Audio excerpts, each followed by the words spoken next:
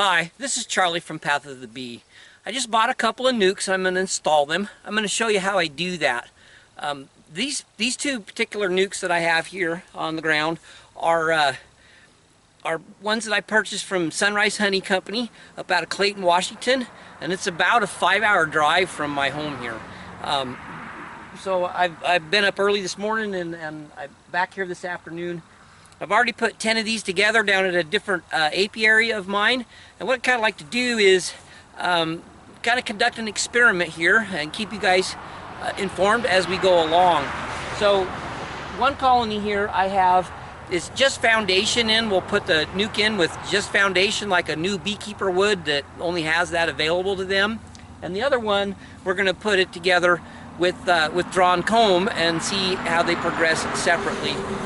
Further down on the apiary here in 2 weeks, I have a couple packages that are going to show up, and I'll do the same thing. I'll put a package on foundation and a package on drawn comb, and we'll keep all 4 of these and we'll monitor them throughout the summer. So, all right, well, let's get started. Let's get going here. Okay, so when I set these up ahead of time, as in yesterday, they were all set up and ready to go.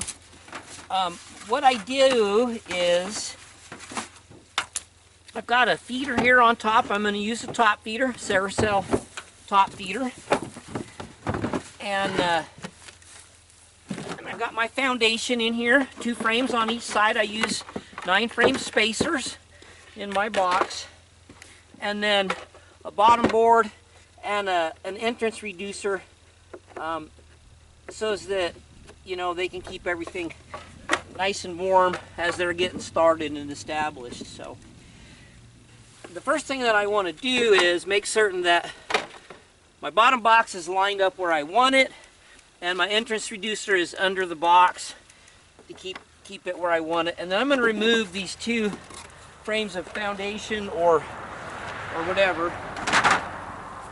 In the next box, what I do when I set these up with drawn comb, a frame of honey or a partial frame of honey, and then a kind of a brood frame or maybe a little honey or something on it, if I have it.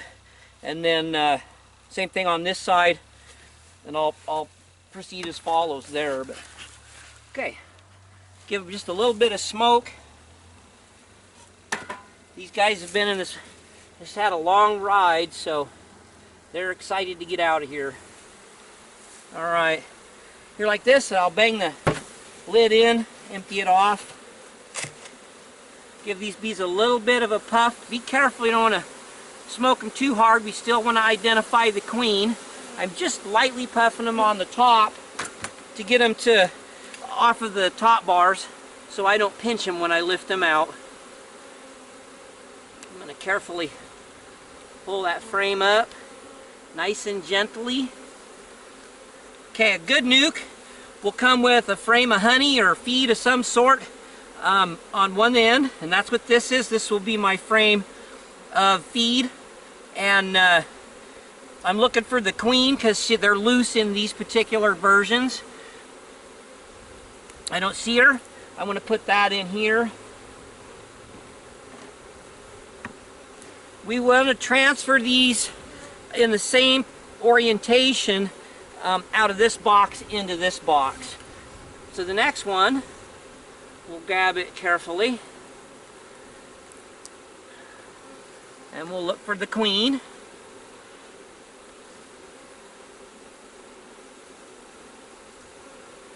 There she is, right there. It's a green marked queen this year. Turn this around, maybe I can see what we're looking at here. Here's the queen. Black queen. Okay, I'll put her in there before she gets too carried away. Okay, she's on this side, so I'm going to carefully set her down in there, and so I don't squish her. Now I know where she's at. I'm kind of done looking.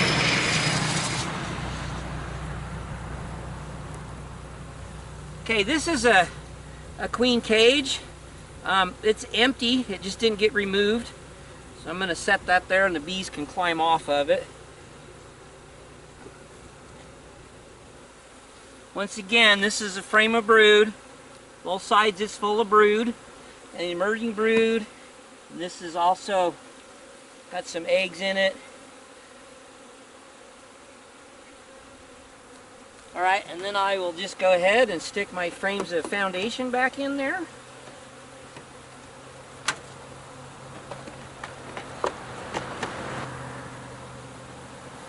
So these queen cages, when you get a nuke that has a caged queen in it, it'll have this in here, maybe some electrical tape over the end of it to keep the bees from eating the candy plug out until you're ready. If this had been caged and she was in there, my job would be to remove this from its location, take the tape off and put it back where I got it from, and put them all in there, and then wait 10 days to come back and take this plastic out. Okay, so the next thing I want to do here is the box is still full of a bunch of bees, and I'm just going to bang them out here onto the deal. Alright, I think I got most of them. I'll set that down there. And while they're getting pretty wound up, we'll go ahead and put our feeder on top here.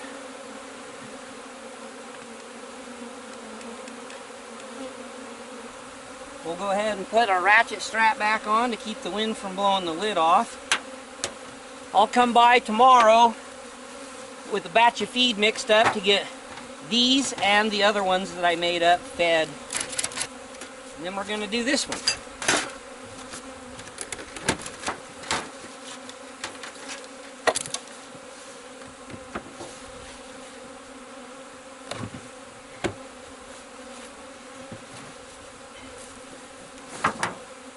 So in here I have a frame that's got some honey and some brood locations and that sort of stuff in it, place for them to work in, and some extra feed in there.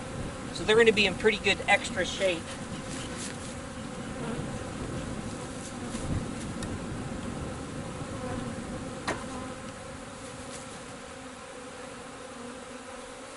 A few bees under the lid.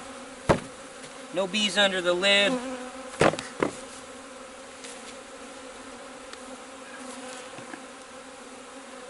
Lightly smoke them off the top bars.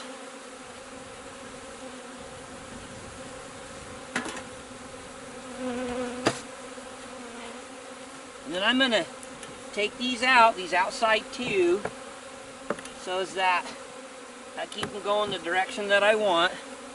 And then we will pull the frame here. This is a feed frame, got some bee bread and some honey on it. A little bit of brood on this side too. So, looking alright, no queen. Lots of brood there, looking good. Don't see a queen.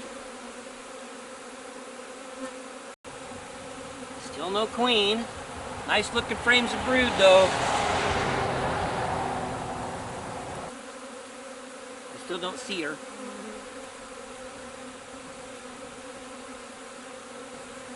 Queens will hide when you smoke them, so gotta be careful about that.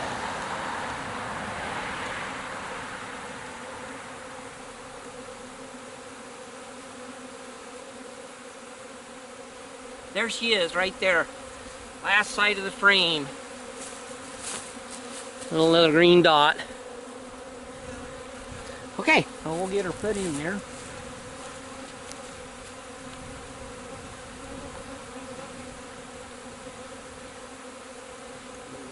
Frame in there, and then this one.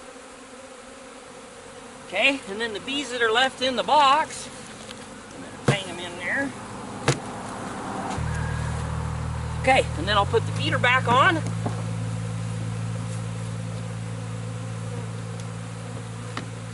Alright, we'll ratchet this back up together.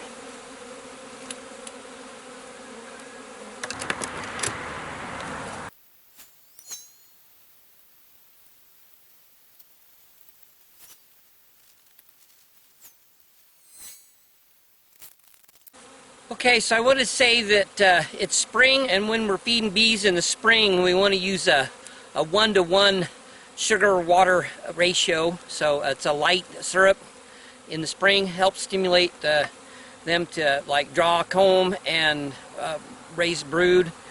It more simulates nectar.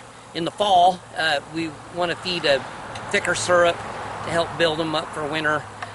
When the temperatures drop down in the fall, a thicker syrup is easier for them to dehydrate and get prepared for winter with lower moisture. So, and the other thing is that I wanted to mention, when you come home with your nuke, you need to transfer it into your woodenware as soon as possible. That's like in the same day that you pick it up.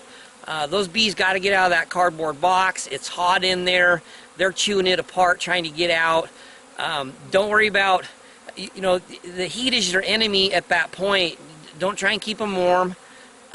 Get them transferred. That's the most critical thing that you need to do when you pick up a nuke is get those bees moved. Same thing with a package. You want to get them picked up and installed on the same day that you pick them up.